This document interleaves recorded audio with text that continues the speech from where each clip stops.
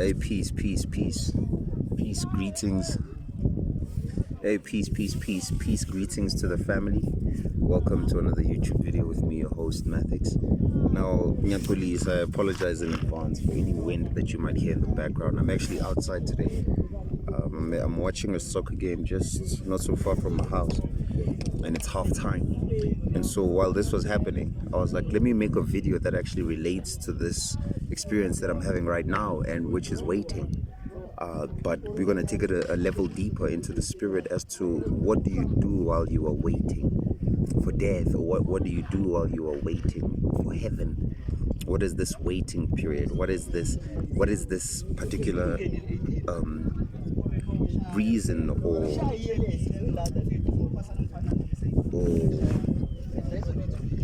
damn, all right, give me a second. In terms of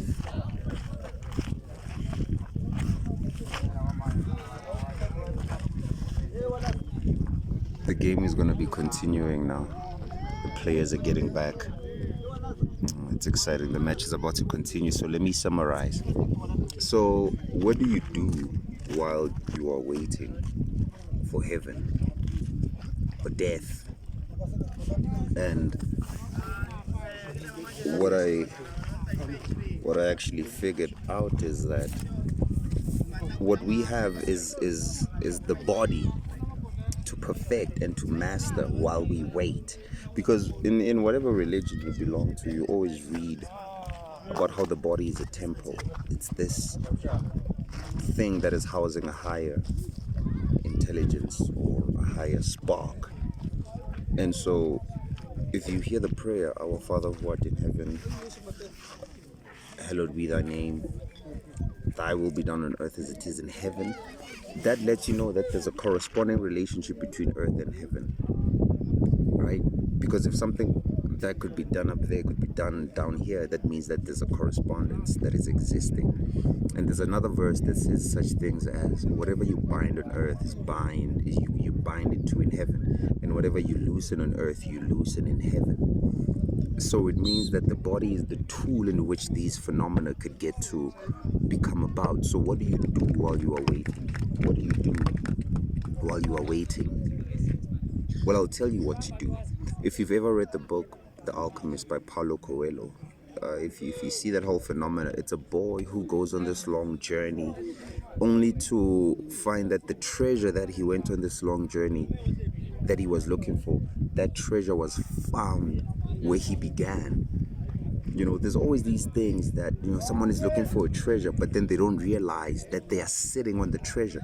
And what is that treasure? That treasure is your body, because you have access to your body 24/7. Like as I'm watching these soccer players right now, and I'm looking at the physique, the body, and like their skills with the ball, I'm like, this is what they practice, this is what they do. Now, so can you imagine if they say that your body is a temple of God? If they say that your body is a temple of God, how much, look at this machine, how much intelligence is in this bipedal, erect, upwards facing structure? How much intelligence goes into this? Trillions of years for this form.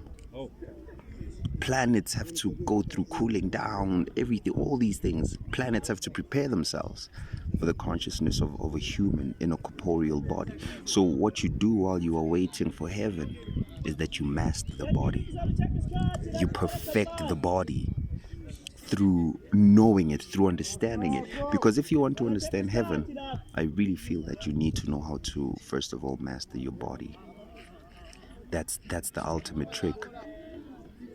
To master or to know heaven, you must know yourself. You must know what this body is. And I'm talking the body holistically in terms of thoughts, in terms of actions, behavior, your lusts, your greed, your passions, your desires, things that excite you, things that make you angry. You really have to know these things. So what you do while you wait for heaven is that you master this. You master the body. You master the body.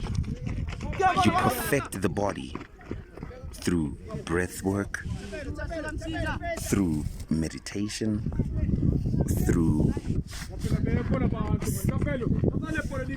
various techniques that will help you to understand what it is that you initially are.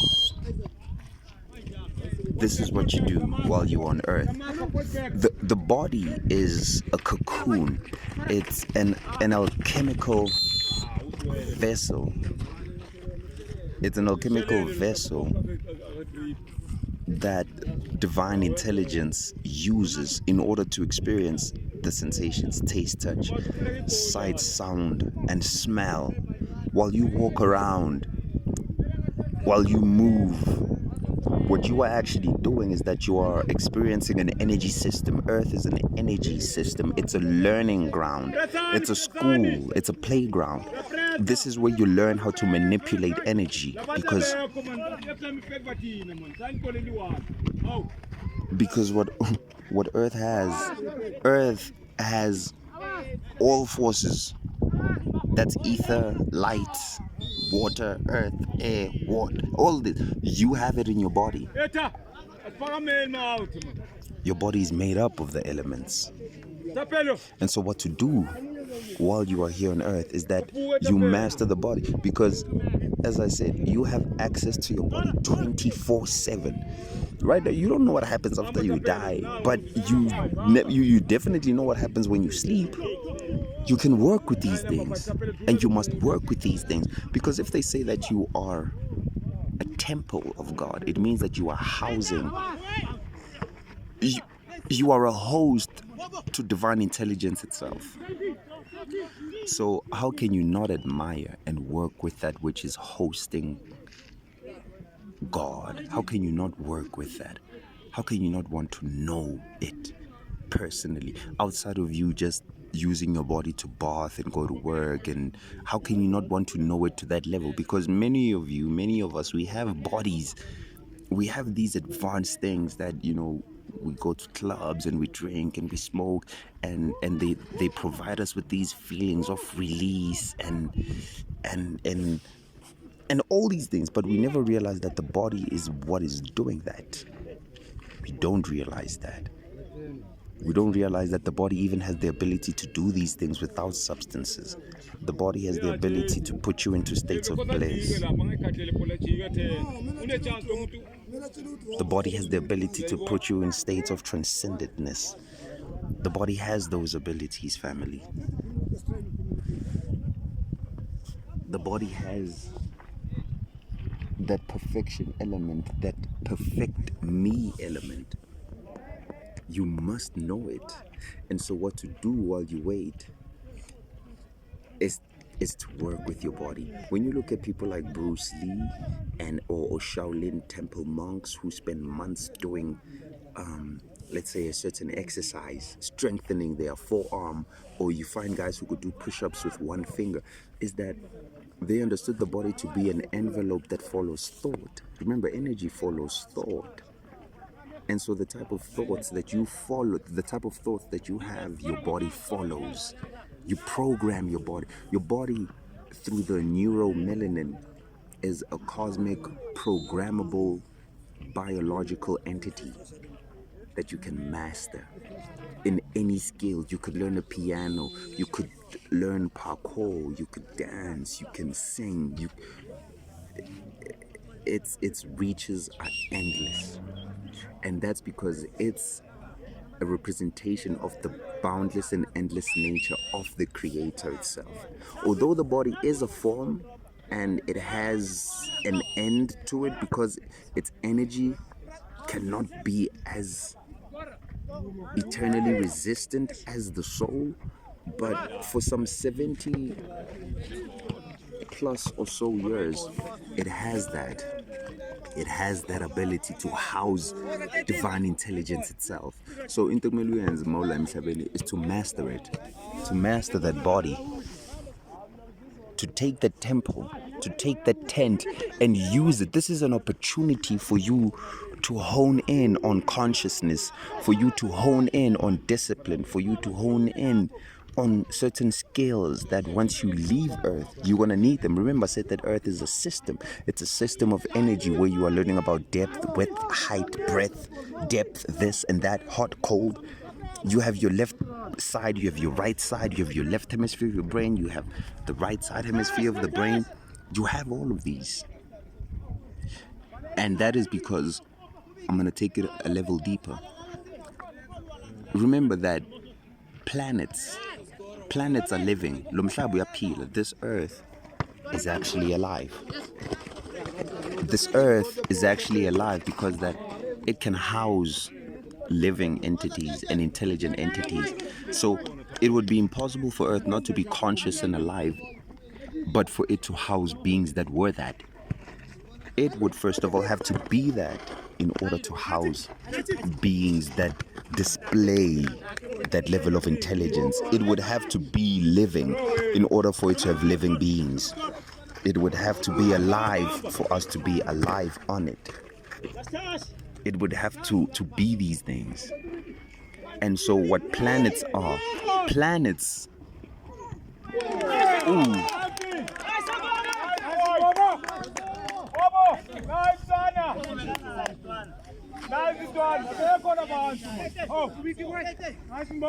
what a header goal. Planets are actually, you know how you would plan a trip with your friends? Like, oh, we're gonna go to Durban, we're gonna go to Cape Town, Joburg, after that we're gonna go to Kemet, we're gonna see the pyramids, we're gonna go to India, we're gonna go to, that's what you do with your body. You plan. That's what souls do, actually. I mean, souls and planets. So planets are what house different levels of souls in their development of themselves perfecting godhood. So when souls come to the earth, or when souls go to different terrestrial planets, the planet is responsible for giving a specific monadic soul a type of vessel that's best suited for it. So in order, like it's take it like this, né? That trillions of years ago, the planet Earth, they were like, Earth as a planet, you have evolved enough, or you are at a stage where there's a guest soul that is coming on you for the next millions, or first for a few millions, billions of years. You're gonna house the human soul. And they're like, whoa, wait, what, the human soul? They're like, yeah, that's what you want to house. And in order for you to house the human soul, you're going to have to create a body for it. And the earth looked at the energy signature of the human and its levels of development, and was like, I can create something for that. I could create something for that. And what it created was this body that we have.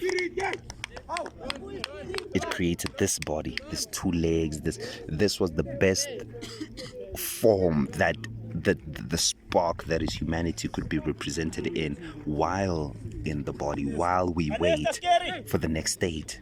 This body was the most efficient that Mother Nature gave us. And it did not just give us the physical body, it gave us this on many levels. It gave us the physical body, it gave us an ethereal body, it gave us many levels of the body. It gave us many levels of it. So when we die, let's say, and then we're going to go to a different state, we're going to get a different body and a different planet.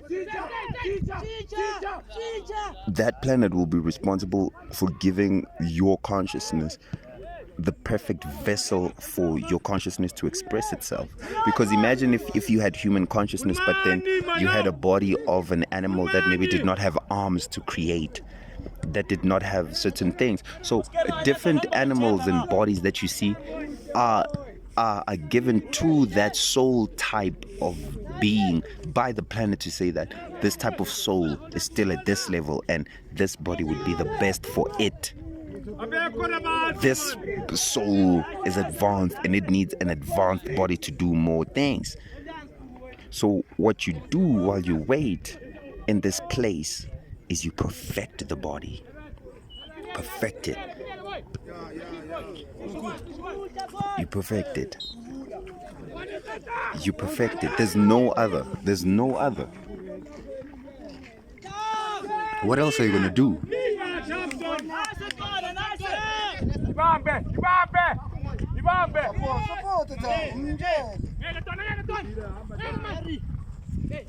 You perfect the body.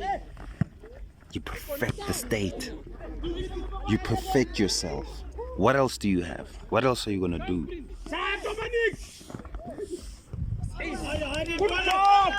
What else are you going to do? What else are you going to do, family? So I'm just going to end it off here and to say that in closing that you are a divine vessel, you're a divine entity.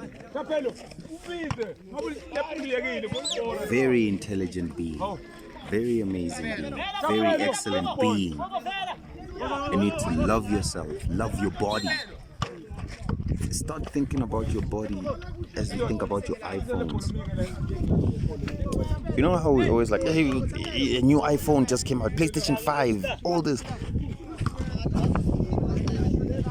You are a PlayStation 5. You are this new iPhone release 13. You are the Christ. You are number 13. Remember that now. If you look at the number 13, right? 13 represents the number of the Christ. Because there were 12 disciples. Jesus represented number 13. Jesus represented 13. And the 12 disciples were the 12 disciplines of the mind. So Jesus was the 13th sign. He stands in the middle. And then the 13 now becomes the center point that, because if you look at a clock, it's round from 1 to 12, right? And then so Jesus represents the center, the needle, or that which can pierce through the circle, that which goes beyond the mundane. That's what Jesus represented. So you must be the 13th sign. You must be the 13th one, the 13th number. And that is the one that masters the body, because the body is divided into 12 powers, 12 states, 12 cranial nerves, 12 psychological states, 12 disciples, 12 tribes. And so what you do while you wait is you perfect it. You perfect the body. You become Christ. You don't obsess with external beings and messiahs and prophets and teachers and sangomas. You don't obsess by other people except yourself. The only thing that you need to be obsessed with and constantly be in awe of is you. It's your body. It's you. You must be the perfection. You must be the perfect number 7. You must be able to hold and house and go past those 7 states. Be number 7. Be number 7. Past number 7. Family, much love, light to you all. So what to do while you wait is to work on the body and perfect the body. Because your body is heaven.